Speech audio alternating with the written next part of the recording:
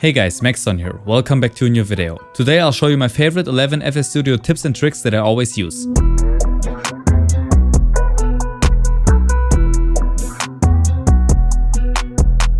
Okay, so let's get right into it with the first tip that I have for you. This one can later on really save a lot of time if you work with multiple plugins or plugin chains. And that's how you can copy over a plugin to another mixer track. For example, right now I'm on mixer 2 and I have a distortion plugin right here. And I've tweaked it to my likings, but I have a second sound on a separate mixer track that I want to apply the same plugin on. And I don't want to tweak the effects again since I want them to be similar. In this case, you can just click on the arrow right here and go to Save as Preset, and now just hold left click and drag it over to your next insert. As you guys can see, this way the plugin gets ported over to the next mixer track with exactly the same settings you had before.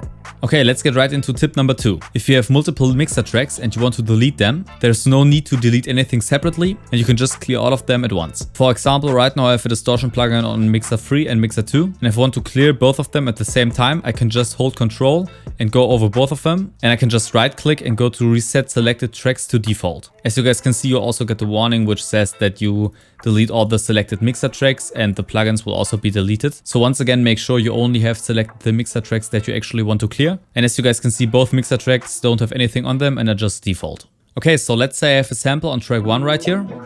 And now I want to have a separate channel where I can control the reverb, for example. What I like to do is just to scroll to the right on the mixer tracks and go to like track 100. So just to any high number you probably won't reach while mixing. And then just right click on it and go to dock 2 and click right. As you guys can see, we now have docked track 100 to the right. Now we can just select our mixer track with the sample and click this button down here. And now we can just load our effect on the channel and control it separately from the original channel. Beware though, since you now send the sample twice into the master. One time from the actual sample and a second time from your reverb send. If you don't want that and you don't want to mix the signals, you can just press right here on the master while having selected the mixer track you are working with. And after clicking that, you will only have audio to the master from the send. Okay, so let's get to tip number 4, and that's how you can quickly sidechain with stock plugins. As you guys can see, I have the kick and 808 on a separate channel and they're both playing together.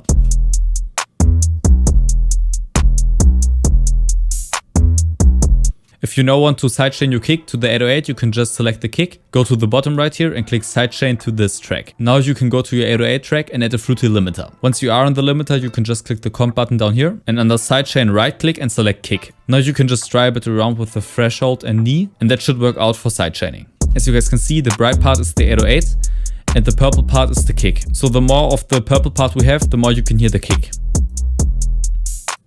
Something like that sounds about right. And that's how you can quickly sidechain with stock plugins. Okay, so tip number 5 is how you can recover things you've already played. For example, if I play something on my keyboard right now and didn't record it and I don't remember it, I can still recover it. Just select the free pattern, go to Tools, go to Dump Score Log to selected pattern, and just click anything from last 2 minutes to last 30 minutes, depending on the time that passed since you played the thing you want to recover. In this case, I can just click last 2 minutes. And as you guys can see, everything I played in the last 2 minutes is now dumped into the piano roll. And now I can just search for the part that I wanted to recover. So trick number 6 is how you can transpose multiple patterns or audio at once. For example, right here I have chords on a vital patch as well as FL keys, and now I just want to transpose both of them at once. For that, just select both of them, go to the arrow on your channel rack, click transpose selected, and if you want to transpose up, just type in the semitones, and if you want to transpose down, just type a minus, and then how many semitones you want to transpose down. In this case, for example, 5.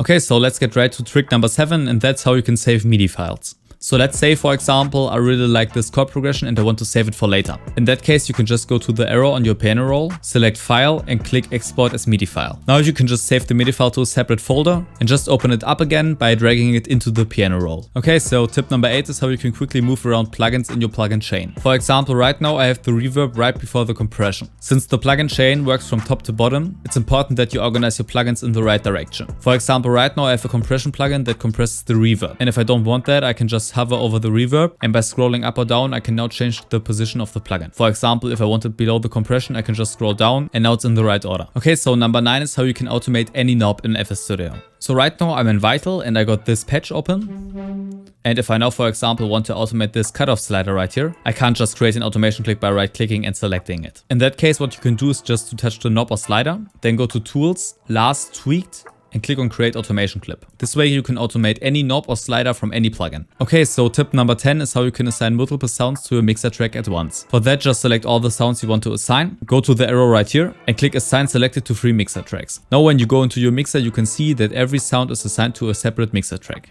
Okay, and for the last tip, I'll show you how you can create a reversed vocal that leads into your main vocal. Here's a quick example on how it sounds like. So was it ever enough when you were falling in love? So the first thing that I like to do when creating this is just to select the beginning of your vocal, consolidate that part. Now you can just double click it and in the sampler right click on the waveform and go to edit in audio editor. Now you can just go to the beginning. Now when you got the beginning part of your vocal, just go to the wrench and select convolution reverb. Just hit accept. Now you can just go to the wrench again and under the time section you can select reverse. And now you can just go up here and drag it to your timeline. Now you just have to make a smooth cut and line it up and this is what you're left with. So was it ever enough when you were falling in love?